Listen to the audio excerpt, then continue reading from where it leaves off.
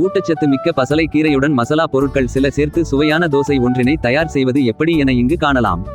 பசலைக்கீரை 1 கட்டு அரிசி 2 கப் ரவை அரை கப் உப்பு 1 சிட்டிகை எண்ணெய் தேவையான அளவு. முதலில் எடுத்துக்கொண்ட அரிசியை தண்ணீரில் அலசி சுத்தம் செய்து பின் 20 நிமிடங்கள் வரை இந்த அரிசியை காற்றாட உலர வைக்கவும். இதனிடையே எடுத்துக்கொண்ட பசலை கீரையை தண்ணீரில் அலசி சுத்தம் செய்து பின் ஒரு பாத்திரத்தில் போதுமான அளவு தண்ணீருடன் சேர்த்து நன்கு வேக வைத்து இறக்கவும். பின் இதிலிருந்து தண்ணீரை நீக்கி பின் கீரையை மட்டும் ஆறவிட்டு ஒரு மிக்சி ஜாரில் சேர்த்து விழுதாக அரைத்துக் கொள்ளவும். பின் இதனை தனி ஒரு பாத்திரத்திற்கு மாற்றவும்.